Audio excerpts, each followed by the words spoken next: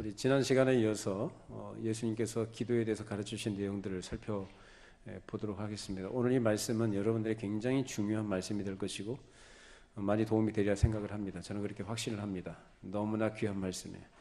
왜냐하면 우리 삶에 실제적으로 하나님을 경험할 수 있는 그런 방법을 예수님께서 가르쳐 주신 것이기 때문에 그렇게 중요하다고 생각이 됩니다. 자, 예수님께서 이 제자들의 가르친 기도를 가르치신 때는 예수님의 공생의 제3년 11월 무렵 요즘이라고 말씀을 드렸었습니다. 자, 이때 예수님께서 제자들의 기도를 가르쳐 주셨는데 이때 제자들은 기도에서 전혀 모르는 사람들은 아니었다라는 것을 또한 말씀드렸었죠. 왜요? 어려서부터 이 사람들 유대인들 아닙니까? 유대인들이니까 가정적으로나 또는 어떤 회당이라든지 또 그 문화, 또 종교적인 분위기가 기도하는 그런 것과 밀접한 관계가 있었기 때문에 그러한 환경 속에서 이들이 자라왔습니다. 그러니까 기도 모르는 사람들 아니죠. 또 더군다나 이 사람들은 예수님을 따르는 제자로서 그동안 2년 이상을 예수님을 따라다닌 사람들이에요. 그러면 그동안 예수님께서 기도하신 것도 많이 봐왔을 것이고 또 자기들 나름대로 예수님의 말씀을 듣고 배우면서 하나님께 기도해야 되는구나 라는 것을 알고 있는 사람들이에요. 자, 그런 가운데 있는 자들이 새삼스럽게 예수님께 기도를 가르쳐달라고 요청을 했다는 것. 그래서 세례 요한이 그 제자들에게 가르쳐 준 것처럼 우리에게도 기도를 가르쳐 주십시오 라고 이렇게 말했던 것. 이 요청에 대해서 예수님께서는 다시 재차 그들에게 기도에 대해서 가르쳐 주신 내용이 우리가 저번에 살펴봤던 내용이고 오늘 이어서 그 내용을 살펴보는 것입니다. 자, 그러면 제자들이 왜 기도를 가르쳐 달라고 했을까? 기도를 모르는 바가 아니지만 자기들이 현재 가지고 있는 기도에 대한 이해, 그 수준을 넘어서서 좀 더 기도의 깊은 의미, 기도의 어떤 높은 경지에 대한 내용들이 무엇인지를 가르쳐 달라는 그런 차원에서 예수님께 요청을 했던 것이죠. 그래서 예수님은 이전에 공생의 제2년, 2년 초반 무렵에 산상수훈을 베풀어 주실 때 그때 기도에 대해서 자세하게 가르쳐 주셨는데 이제 거기에 대해서 예수님은 요번에 다시 재차 가르쳐 주실 때는 5가지 요지로 굵직굵직하게 그 대목들을 말씀해 주신 것입니다. 그것을 간단하게 정리하자면 그 첫 번째가 주기도를 할 때 아버지여 라고 이렇게 부르고 나서 뭐라고 합니까? 이름이 거룩히 여김을 받으시오며 라고 해서 하나님의 이름이 거룩히 여김을 받으시는 일에 우리의 삶이 그렇게 드려지기를 원합니다라는 그 취지로 하나님께 기도하라는 말씀을 해주신 겁니다. 우리가 무엇을 구할 때는 먼저 우리가 무엇을 구할 수 있지만 그 우선적인 의미가 뭐냐? 아버지의 이름이 거룩히 여김을 받으시는 거예요. 우리의 기도 응답도 바로 거기에 최종 결론이 있어야 합니다. 기도 응답 받으실 때 내 뜻과 하나님의 뜻이 일치하기 때문에 응답을 해주셨다라는 것이 결론이 아니고 그것으로서 무엇이 아버지의 이름이 거룩히 여김을 받으셔야 된다. 믿으십니까? 아버지의 이름이 거룩히 여김을 받으시는 거예요. 그 다음에 두 번째 뭡니까? 나라가 임하옵시며 뜻이 하늘에서 이루어진 것 같이 어디서도 이 땅에서도 이루어지기를 원합니다. 그래서 하나님의 나라가 이 땅에 이루어지기를 위하여 그래서 내가 그 하나님의 백성으로서 하나님의 영광과 그 뜻이 이루어지는 일에 그렇게 생활을 해 나가겠습니다라는 그러한 의미를 담아서 드리는 기도가 되어야 된다라는 것입니다. 여러분 그런 마음을 가지고 기도하시기 바랍니다. 내 뜻이 아닙니다. 하나님의 뜻이 하늘에서 이루어진 것처럼 하늘에서 뭐가 이루어져요? 어떻게? 하나님의 뜻은 뭘까요? 하나님은 왕이시고 통치자이십니다. 그분은 다스리시는 분입니다. 그럼 다스림을 받는 자들이 어떻게 됩니까? 순종해야죠. 순종. 근데 하늘에서는 그게 이루어졌다는 거예요. 어떻게? 천군 천사들이 하나님께 지금 순종하잖아요. 하나님께서 찌신 인격적인 존재들이 하나님께 순종하듯이 하늘에서는 그렇게 됐는데 지금 이 땅에서는 뭐가 안 되고 있어요? 그 순종이 안 되고 있는 거죠. 불순종하고 반역하고 배신하고 거스르고 살아가지 않습니까? 누가요? 하나님의 형상을 따라 지음받은 인간들이. 그 뜻이 이 땅에 이루어지도록. 그 일에 내가 어떻게 한다는 겁니까? 내가 그렇게 생활해 나가겠습니다라는 것을 담아서 기도하라는 것입니다. 그 다음에 세 번째는 일용할 양식입니다. 일용할 양식이라는 것은 우리의 생존에 필요한 모든 것을 다 포함해서 표현한 것입니다. 결국 우리의 삶의 생존은 누구로부터 주어진 거예요? 생존의 근거는 누구냐? 하나님이시다라는 거예요. 그걸 고백하면서 하나님께 대한 절대 의존적인 믿음을 가지고 하나님께 구하라는 것입니다. 그 다음에 네 번째 뭡니까? 죄 사함과 관련된 말씀이죠. 우리가 우리에게 죄 지은 죄를 사하여 준 것 같이 우리 죄를 어떻게 하라고요? 사하여 주십시오. 죄를 용서해 주십시오라는 거예요. 자, 그러면 우리에게 죄 지은 자, 우리에게 잘못한 사람도 있죠. 여러분도 다른 사람한테 잘못하죠. 그렇습니까? 다른 사람만 나한테 잘못합니까? 나도 다른 사람한테 잘못하죠. 우리가 서로가 용서해야 될 대상이라는 거예요. 서로 용서해야 될 관계 속에서 살아가야 된다는 거예요. 자, 그러면 용서를 어떻게 되느냐? 무조건 용서가 아닙니다. 성경이 가르치는 용서는 잘못한 그 사람이 나에 대해서 용서해달라고 구할 때, 자기 잘못을 인정하고 나올 때, 그때 어떻게 하라고요? 용서하라는 거예요. 몇 번이나? 베드로에게 예수님 말씀하셨습니다. 7번씩 70번이라도 용서하라고 말씀하셨습니다. 그건 계속 용서해야 된다는 거예요. 끊임없이 용서하시기 바랍니다. 용서 안 한다. 그럼 내가 하나님께 용서받지 못한 사람이라는 걸 스스로가 증명하는 거예요. 하나님께 용서받은 사람, 왜 나도 하나님께 끊임없이 죄 짓잖아요. 근데 하나님 어떻게 하십니까? 끊임없이 용서하시죠. 그래요? 그러니까 지금까지 살았죠. 그러니까 지금 이 자리에 있는 거 아니에요? 그래요, 안 그래요? 그렇죠. 그걸 알면 내가 그것 때문에 살았다고 한다면 다른 사람이 나한테 잘못한 거 사실 거기에 비하면 세 발의 피 같은 거예요. 아무것도 아니에요. 근데 어떻게 하라고요? 그 사람이 자기가 잘못했다고 하면 어떻게 하라고요? 용서해라. 근데 잘못을 인정하지 않고 용서를 구하지 않는데 용서하라? 아니, 그건 성경에서 말하는 게 아닙니다. 하나님도 우리를 그렇게 하십니다. 우리가 죄를 회개할 때 용서하신 줄로 믿습니다. 내가 죄인인 것을 인정할 때 하나님께서는 불쌍히 여기신 줄로 믿습니다. 용서를 구할 때 용서해 주라는 거예요. 저를 용서해 주시기 바랍니다. 저도 여러분 용서하잖아요. 서로. 자, 그 다음에 시험에 들게 하지 마옵시고 다만 악에서 구하옵소서. 이것은 뭡니까? 우리가 처해 있는 현실이 우리가 예수를 믿고 하나님의 백성으로 살아가고 있는, 그래서 새 생명을 가지고 있는 하나님의 사람으로 우리가 살아갈 때에 우리가 처해 있는 환경이나 조건들은 어떻습니까? 하나님의 사람답게 살아가도록 내버려 두느냐? 아니요, 오히려 더 집요하게 공격을 하고 우리를 시험에 들게 하는 것들이 너무나 많죠. 그렇기 때문에 우리가 하나님 앞에서 가져야 될 정당한 자세를 잃어버리거나 또는 어두움과 시험에 빠져들지 않도록 하나님께서 어떻게 하라고요? 우리를 거기서 건져주시라는 거예요. 지켜주시고. 그래서 우리 힘으로 안 된다는 겁니다. 그것은 곧 나 자신의 연약함, 나 자신의 한계, 나 자신의 결함, 그것을 있는 그대로 하나님께 고백하면서 하나님께 대한 전적인 의존의 태도를 가지고 구하는 겁니다. 그렇게 구하도록 예수님께서 가르쳐 주셨습니다. 이어지는 오늘 본문 내용이 이제 예수님께서 제자들이 그 기도에 대한 것을 다시 좀 더 깊이 깨닫도록 하기 위해서 두 가지 비유를 여기서 이야기를 하십니다. 그 하나가 뭡니까?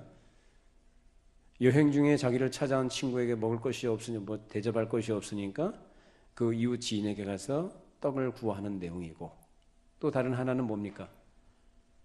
아버지와 자식 간의 관계를 말씀하시면서 아버지가 자식에게 뭘 주느냐라는 것을 가르쳐 주신 거죠. 자, 오늘 본문 읽어보십시다. 누가복음 11장 5절 8절입니다. 또 이르시되 너희 중에 누가 벗이 있는데 밤중에 그에게 가서 말하기를 벗이여 떡 3덩이를 내게 구워달라. 내 벗이 여행 중에 내게 왔으나 내가 먹을 것이 없노라 하면 그가 안에서 대답하여 이르되 나를 괴롭게 하지 말라. 문이 이미 닫혔고 아이들이 나와 함께 침실에 누웠으니 일어나 내게 줄 수가 없노라 하겠느냐. 내가 너에게 말을 하노니 비록 벗됨으로 인하여서는 일어나서 주지 아니할지라도 그 간창함을 인하여 일어나 그 요구대로 주리라. 자, 어려운 내용 아니죠? 자, 어떤 친구가 여행을 하다가 자기하고 이제 교제를 하는 친구에게 찾아왔는데 밤중에 온 거예요. 밤중에. 길거리에 뭐 편의점도 다 닫히고 가게 문도 닫고 떡집도 다 닫았어요. 먹을 게 없어요. 살 데가 없어요. 그러니까 자기 집에도 지금 마침 구워놓은 떡이 없어요. 대접할 것이 없는 거예요. 여러분, 손님을 대접하는 건 미덕이죠. 그죠? 동서고금을 막론하고 자기 집에 찾아온 손님을 대접하는 건, 아주 정성껏 대접하는 것은 참 미덕이고요. 그것은 사람이 마땅히 해야 될 도리로 인식이 되고 있습니다. 특히 고대 근동집안에서 마찬가지. 자, 아브라함이 지나가는 사람들, 세 사람을 초대를 하죠. 손님으로 대접해드리잖아요. 누구 대접한 거예요? 하나님과 천사들 대접한 거예요. 부지 중에 대접했다고 그래요. 그리고 또 소돔성에 살던 아브라함의 조카 롯이 누굴 대접합니까? 천사를 대접하잖아요. 천사. 네? 지나가는 나그네처럼 보이는 그 사람인데 그 결국 천사를 대접한 거라고요. 참 자기 집에 자기에게 찾아온 사람을 대접하는 것이 굉장히 중요한 미덕이기도 하고 도리라고 할 때에, 이 사람이 지금 자기에게 찾아온 친구를 굶길 수가 없잖아요. 그러니까 이런 상황 속에서 생각하다 못해서 하다 안 되니까 지금 누구 찾아갑니까? 그 옆에 이웃 지인, 그 벗이라고 하죠. 그 사람도 친구 같아요. 알고 지내는 친구. 그 밤중에 찾아가가지고 떡을, 자기 상황을 얘기하면서 떡을 세 덩이를 꿔달라고, 빌려달라고 간청을 합니다. 난감한 상황이죠. 한밤중에 누가 이렇게 문 두드리면서, 지금 다 자려고 다 이불 속에 누워있고 가족들이 전부 다 조용하게 좀 쉬고 있는데 두드리면서 얼마나 실례입니까? 며칠 전에 11시 반인가 벨소리가 울려요. 지금 밤중에 벨 울리는 경우가 없는데 11시 만에 벨이 울려요. 전화를 받아보니 친구 목사님이 전화를 한 거예요. 깜짝 놀랐죠. 무슨 일 있나? 특별한 일도 아니래요. 그냥 보고 싶어서 했다는 거예요. 그래서 얼마나 화가 나든지. 깜짝 놀랐잖아요. 무슨 교회 무슨 일 있나, 뭐 어려운 문제가 있나. 갑자기 순간적으로 그 생각 들지 않겠어요? 그 오밤중에 갑자기 전화하니까. 그 신뢰라고요. 밤중에 찾아오는 거는. 이 사람들은 좀 마찬가지고 참 못할 일을 하는 거죠, 지금. 자, 그런데 이 사람이 어떻게 합니까? 떡 세 덩이를 꿔달라고 하니까 이 사람이, 나 지금 침소에 누웠고 우리 아이 애들하고 같이 잠들기 시작하는데 나 못 주겠다 말할 수 있습니까?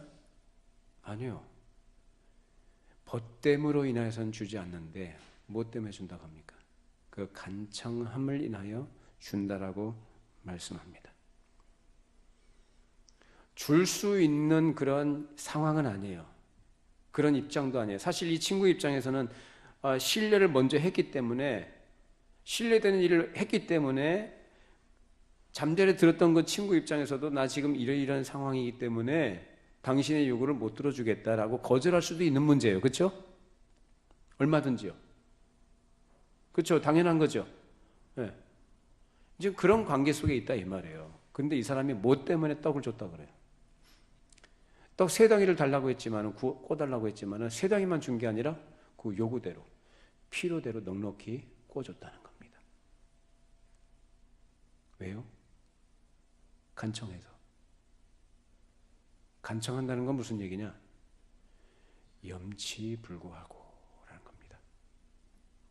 염치불구하고, 부끄러움을 무릅쓰고, 혹시 거절할 수도 있지만 그런 걸 감수하고,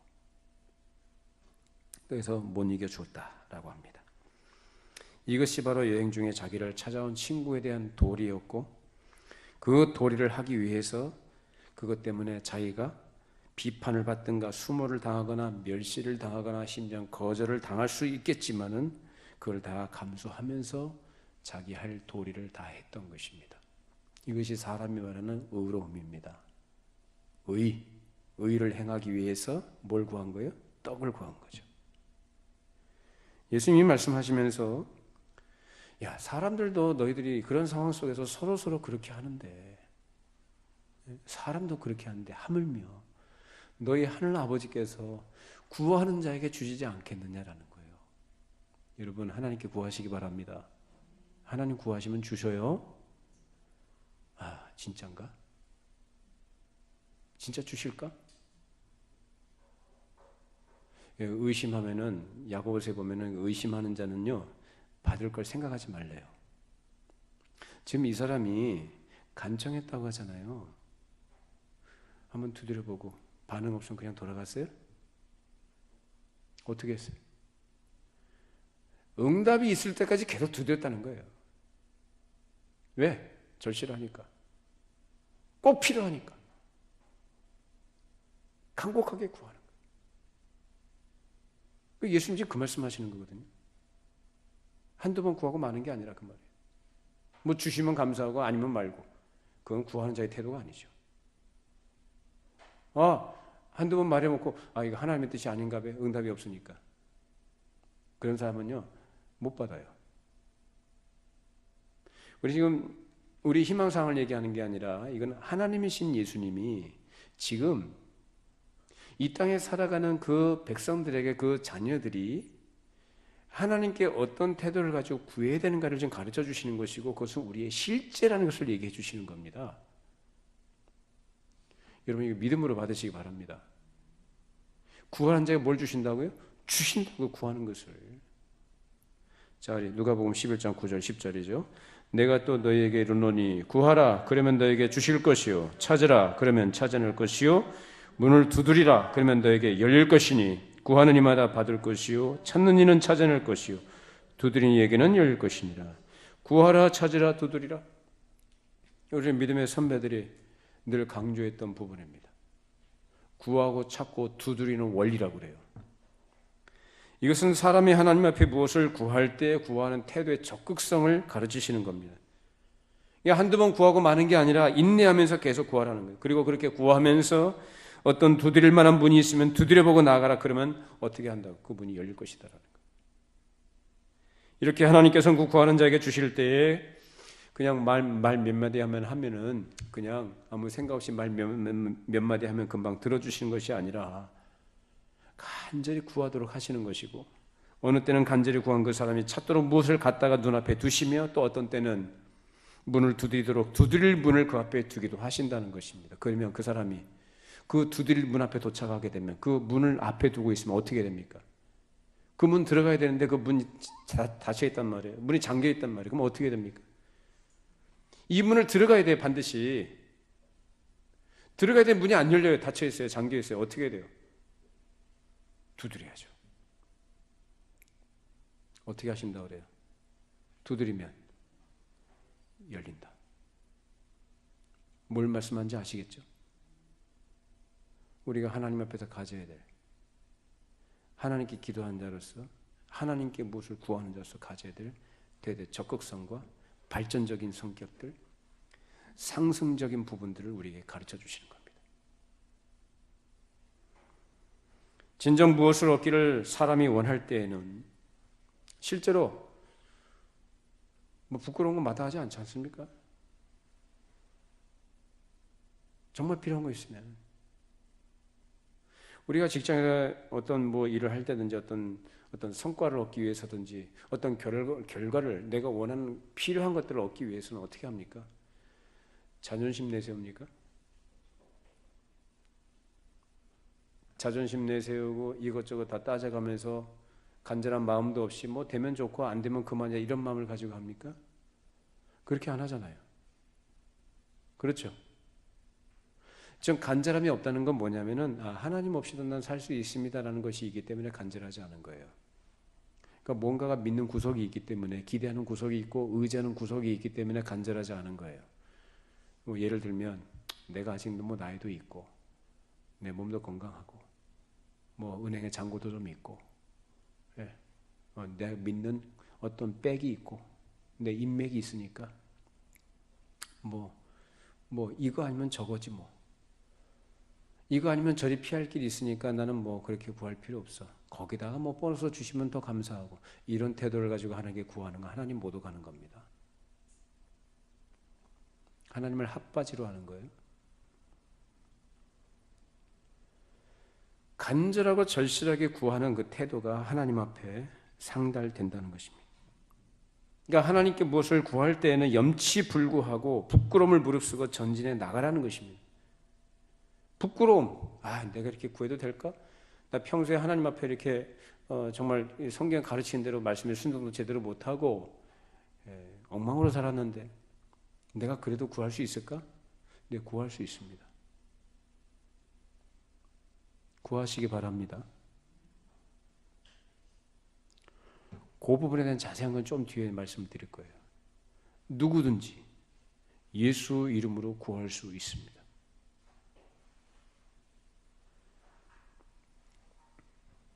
이 친구는 친구에 대한 도리를 다하기 위해서 한밤중에 이웃집에 찾아가서 간청하는 사람처럼 그 일을 향해서 전진해 나갔던 것이죠.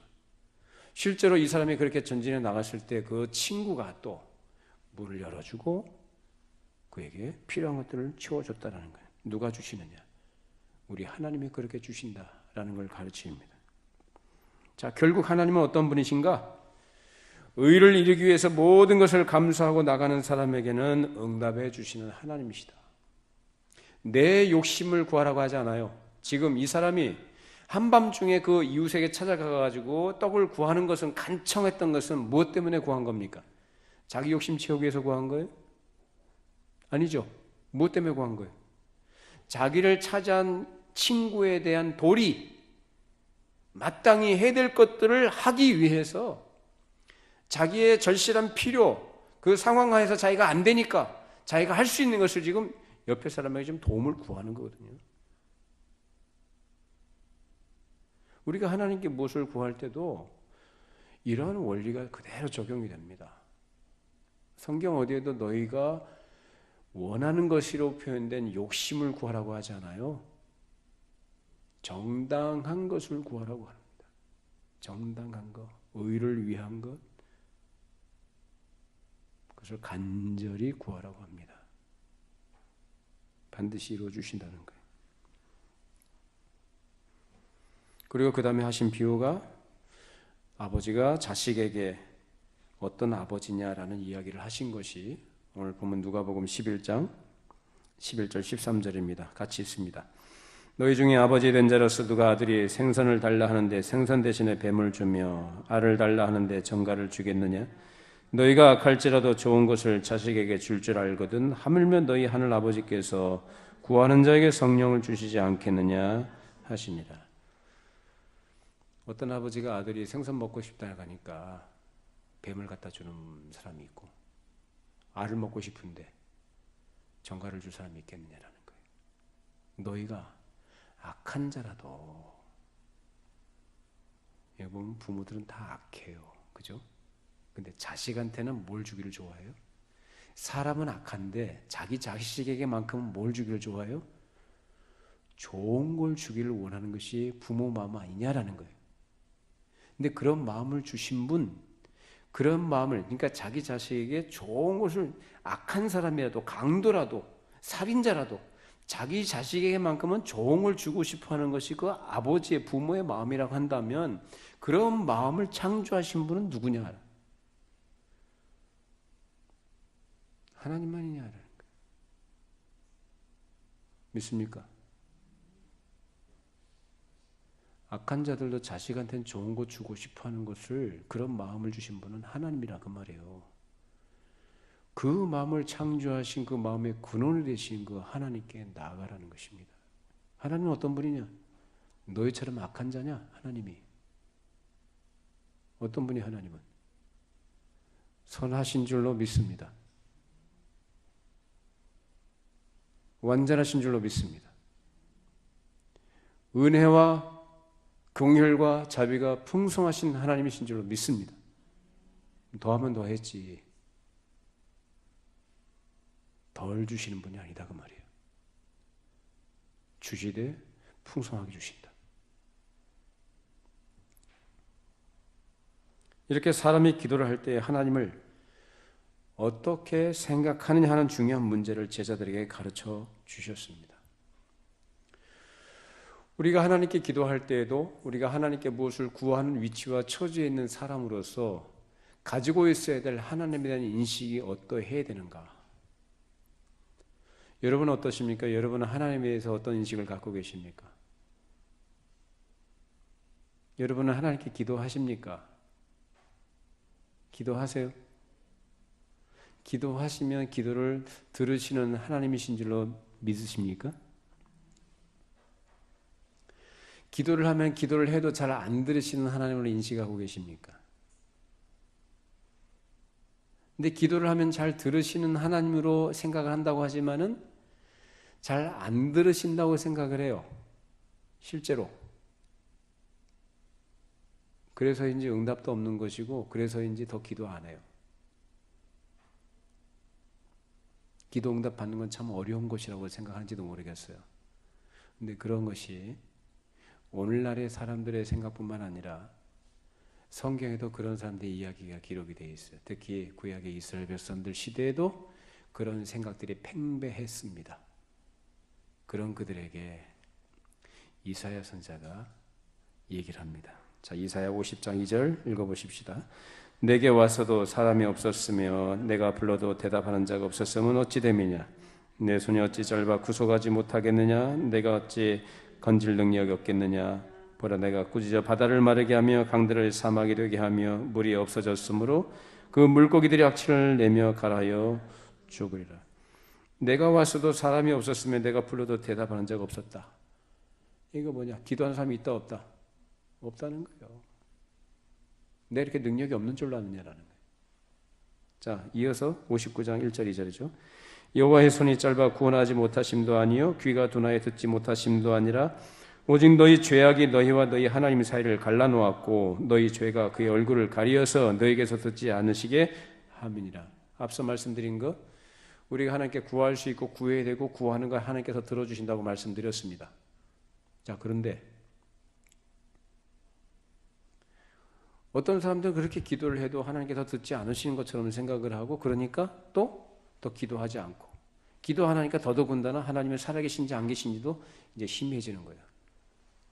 자, 근데 문제는 뭐냐면 여기에서 지금 지적하고 있는 것은 뭐냐? 뭘 지적하느냐? 너희들이 왜 기도해도 하나님께서 응답이 없느냐? 왜 하나님께서 기도를 안 들으시냐라는 것을 지적합니다. 무엇 때문이라고 합니까? 죄예요. 죄가 뭐죠? 죄라는 것은 하나님의 말씀이 있잖아요. 이 말씀에 못 미치는 것. 우리의 태도와 우리의 생각과 우리의 삶의 모든 방향성이 말씀에 못 미치는 것. 그리고 또 말씀에서 벗어나는 것. 그게 다 죄예요. 자, 그런 것들을 그러면 따지면은 죄 없는 사람이 누가 있겠느냐? 근데 우리에게는 하나님께서 회개할 수 있는 기회를 허락해 주셨거든요. 회개하도록. 회개하는 영혼을 하나님께서는 받으십니다. 회개하고 하나님께 나아갈 때 하나님께서는 그를 받아주신 줄로 믿으시기 바랍니다. 중요한 건 그거예요. 관건은. 죄 없는 사람이 누가 있어요? 다 있지. 근데 문제는 뭐냐면 자기가 죄라고 생각하지 않고 죄를 품고 있으면서 하나님께 회개할 마음이 없는 게 문제예요. 그 죄가 하나님과 우리 사이를 지금 갈라놓았다고 하잖아요. 그 죄가 하나님과 우리 사이를 가로막고 있다는 거예요. 그렇기 때문에 우리가 아무리 기도를 해도 그 죄를 품고 있는데 어떻게 하나님께서 기도를 들으시겠냐 이 말이에요. 죄 문제 해결해야 됩니다. 그 죄가 제거가 돼야 되는 거예요. 그 죄가 제거가 되는 길이 뭐냐? 회개입니다. 자기 잘못을 인정을 하고 하나님 앞에 돌이켜 나아가는 거예요. 말씀 따라가려고 애를 쓰는 것이고 순종하려고 애를 쓰는 것이고 그것이 회개하는 사람의 태도고 회개 열매라고 하는 겁니다. 그럴 때 하나님께서는 기도를 들으십니다. 이런 게 안 됐으니까 기도해도 응답이 없으니까 기도 더 안 하려고 하고 기도할 마음을 안 갖는 거예요. 그러니까 계속 힘든 겁니다. 인생이. 고달파요. 마음도 힘들고 자기 영혼도 침체되어 있고 실제적으로 생활도 힘든 거예요. 관계도 힘들고. 다 뭐가 문제냐? 하나님과의 관계가 끊어져 있기 때문에, 단절되기 때문에, 비뚤어져 있기 때문에 그런 거예요. 여러분, 문제 해결의 키가 어딘지 아시겠어요? 아시겠죠? 내가 기도를 해도 하나님께서 안 들으신 이유가 뭔지 아시겠죠? 그럼 여러분 그걸 하시면 되는 거예요. 가르쳐 주지 않습니까? 성경에서. 야고보서 4장 2절 3절 읽어보시죠. 너희는 욕심을 내어도 얻지 못하며 살인하며 시기하여도 능히 취하지 못하므로 다투고 싸우는도다. 너희가 얻지 못하면 구하지 아니하기 때문이요 구하여도 받지 못하면 정욕으로 쓰고 잘못 구하기 때문이라. 자, 보면은 너희가 욕심을 내어, 그러니까 사람들 다 욕심을 내요. 욕심을 내고 아무리 노력을 얻지 못해요. 심지어는 사람을 죽여요. 살인하며 시기하며, 그러니까 사람을 죽여서까지라도 그 사람 것을 내 것을 좀 갖고 싶은데 얻어요, 못 얻어요? 못 얻어요. 그거 얻는 게 아니에요. 그런 것들은 자기 스스로 올무에 빠지는 거지. 그러니까 너희가 구해도 얻지 못하는 것은 여기서 뭐라고 지적을 하냐면은 너희가 구하지 않는다라고요. 너희가 구하지 않기 때문이고, 너희가 저절로 생기는 거 요행을 바라니까 그런 것이고, 하나님께서는 구하고 또 구한 데 대해서 응답하시고 이렇게 교통하기를 원하시는데 그런 교통은 무시하고 그저 네가 필요한 것만 얻으면 그만이다라는 생각, 그런 이기적인 태도, 그런 잘못된 생각과 의식을 갖고 있기 때문에 응답이 없는 거다라는 겁니다. 다시 말하면 마음이 삐뚤어져 있다. 마음이 잘못되어 있다라는 거예요. 너희가 얻지 못하는 건 뭐라고 합니까? 첫 번째는 구하지 않기 때문이다. 안 구해요. 몰라서 안 구하기도 하지만은 들어서 알기는 하는데 하나님을 믿지 못하니까 안 구하는 거예요. 또 기도는 한다고 하지만은 또 얻지 못하는 것은 왜 그러냐? 죄의 문제가 해결이 안 돼서 그런다는 거예요. 하나님은요, 복주머니 아닙니다. 하나님은 알라딘의 램프처럼 내가 원할 때에 필요한 것을 얻어내는 그러한 능력자가 아닙니다. 우리가 가지고 있는, 사람들이 가지고 있는 관심은 뭐냐면 내가 얻고자 하는 것에 초점을 두고 있고 그것을 목적으로 해요. 그렇죠? 내가 필요한 게 있으면 그거 얻어내면 그것을 얻고자 하는 것이 목적이라니까요. 근데 하나님의 목적은 그게 아니에요. 하나님의 뜻은 하나님은 우리하고 교통하기를 원하셔요. 교제하기를 원하셔서 기도하라고 하시는 거예요. 그래, 그런 교제의 대상이신 하나님이 살아계신 하나님 되심을 경험하도록, 그것을 확인하도록 응답이라는 것으로 우리에게 허락해 주시는 겁니다. 그럼 교제는 도통 관심이 없고, 하나님과 교통하는 건 관심이 없고, 내가 어느 얻어내는 것에만 온통 관심을 쏟고 있다면 하나님께서 그걸 주시겠느냐? 안 주셔요. 어떤 경우에 그마저도 안 되는 수준이니까 불쌍히 여기셔서 주시기는 하셔요. 근데 그것이 목적은 아니에요. 그걸 통해서 사람이 하나님이 살아계신 것을 경험하고 알게 하시는 거예요. 믿음이 자라도록 하기 위해서. 그래서 돈을 구하면 돈 주시는 거예요. 근데 하나님이 원하시는 것은 거기에 초점 있지 않고 어디 있다고? 피로 값주고 사신 그 하나님의 자녀들이 하나님을 아버지로 인정해드리고 그 아버지와 교통하기를 원하신다라는 거예요. 그런 인격적인 교제와 교통을 하나님께서는 원하십니다. 그런데 그런 것이 없이 정욕으로 쓰려고 자기중심적으로 구하기 때문에 응답이 없다는 겁니다. 자, 야고보서 4장 4절 읽어보시죠. 가늠한 여인들아, 세상과 벗된 것이 하나님과 원수됨을 알지 못하느냐? 그런즉 누구든지 세상과 벗이 되고자 하는 자는 스스로 하나님과 원수되는 것이라. 가늠한 여인들은 여자를 말하는 게 아니고요, 성도들을 말합니다. 간음이 뭡니까? 간음, 일편단심 민들레가 아니라 두만 품는 거죠.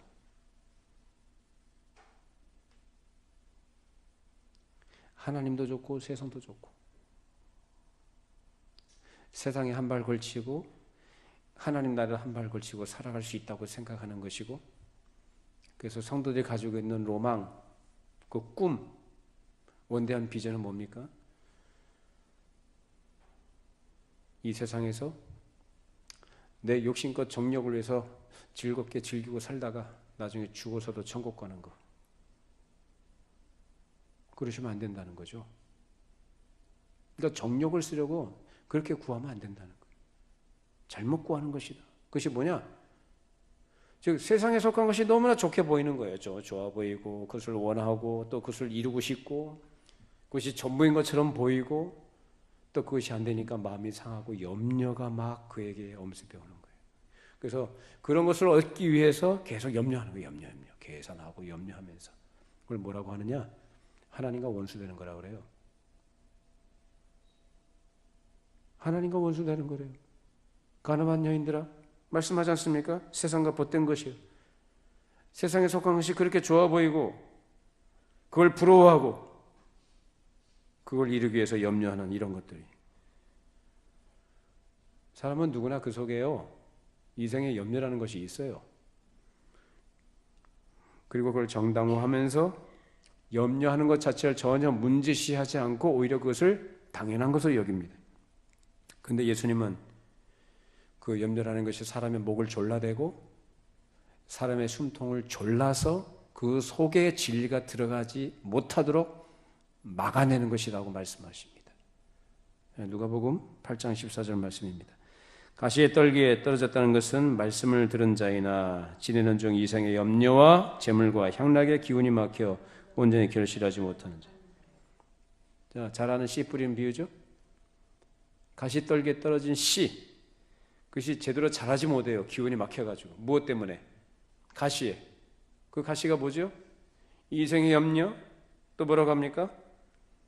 재물, 돈, 물질, 그리고 향락, 쾌락, 이런 것들의 기운이 막혀버린다라는 거예요. 이런 것들이 사람의 숨통 조이는 거라는 거예요.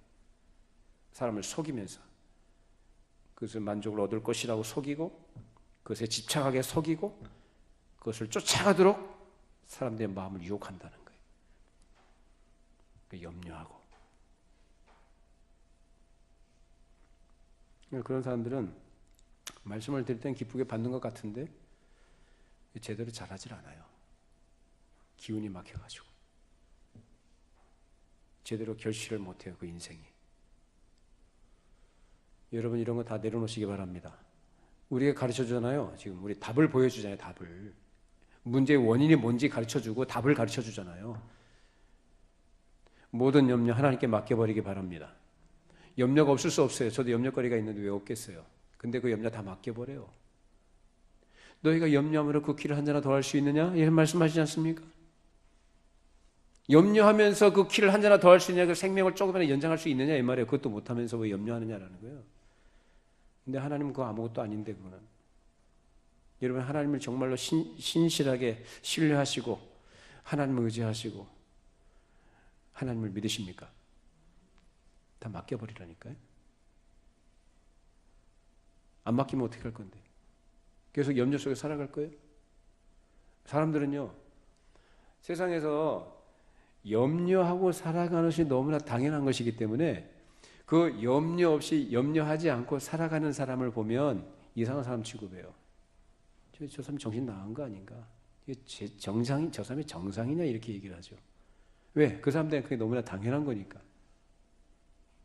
그 사람들이 볼 때는 분명히 염려거리가 너무 많은데 염려 없이 살거든. 염려 안 하고. 이상하게 보는 거죠. 근데 이상하게 보이는 게 정상이라 그 말이에요. 예수님 말씀은. 여러분들 염려하지 말고 생활하시기 바랍니다. 우리는 염려하면은 염려가요 얼마나 강력한 힘을 갖고 있는지 사람의 마음을 다 지배해버려요. 그 삶을 지배해버려요. 짓눌러버려요. 사람 죽여요. 염려한다고 여러분이 살 것 같으면 염려하세요. 그러면 성경이 그 염려하라고 할 거예요. 근데 그게 사는 길이 아니래요. 죽이는 길이라는 거예요. 그러니까 하나님께 맡기라고 하지 않습니까? 그래서 우리 염려거리가, 그러면 예수 믿는 사람은 염려거리 없고 그냥 만사 형통하고 뜬구름 잡는 그런 삶을 살아가느냐? 아닙니다. 우린 다 염려거리가 가득한 환경 속에서 살아가요. 근데 그 가운데서 뭐 하라는 거죠, 우리 보고? 그 염려를 하나님께 맡기라고 하잖아요. 기도하라.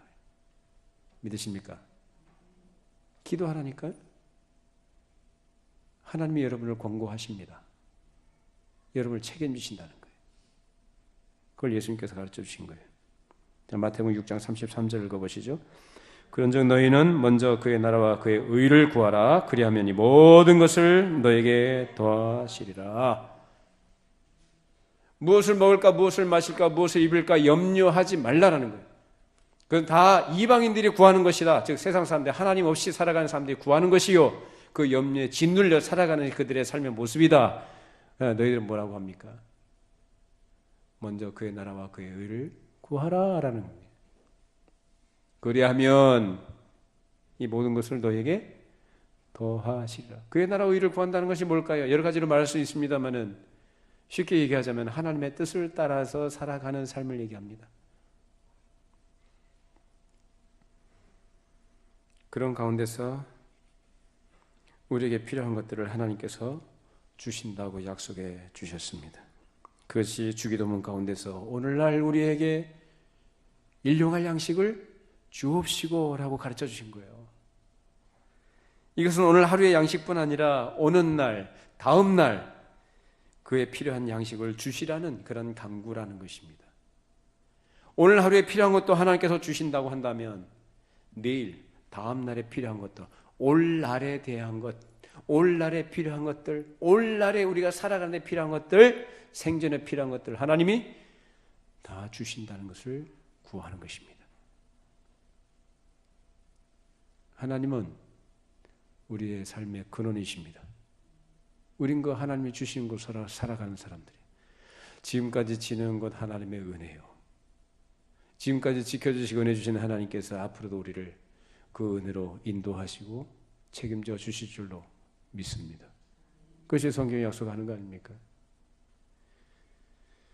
그래서 일용할 양식으로 표현된 것은 우리의 생존에 필요한 모든 것이 하나님으로부터 오는 것이요, 사람답게 사는 데 필요한 것들을 구하라 라고 예수님께서 가르쳐 주십니다.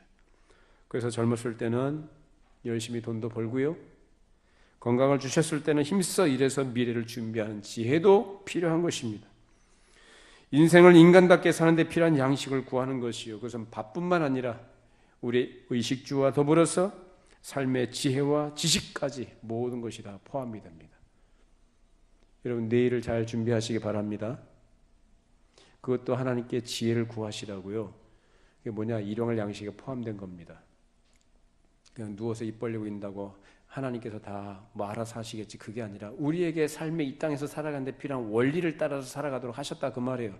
거기에 필요한 것이 뭐냐? 지혜입니다. 그리고 필요한 것이 지식입니다. 그런 것들을 구하시기 바랍니다. 하나님은 구하는 자에게 아낌없이 주십니다. 너희가 악한 자라도 자식에게 좋은 것을 주지 않겠느냐? 하물며 하늘에 계신 너희 아버지는 인자하시고 긍휼이 풍성하시며 너에게 무엇이 필요한가를 잘 아시고 그것을 구하는 자에게 필요한 것들을 주시지 않느냐라는 것입니다. 구하는 자에게 무엇을 주신다고 합니까? 성령을 주시지 않겠느냐? 이보다 더 귀한 것이 있을까요? 오늘 이 주기도를 여러분이 이해하신다면 이것만큼 더 중요한 것은 없다고 여러분이 인정하실 수 있습니다.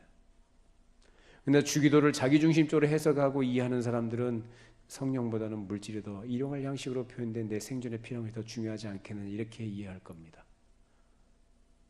주기도를 바르게 잘 이해하셔야 돼요. 여기서 정말 중요한 것이 뭐냐?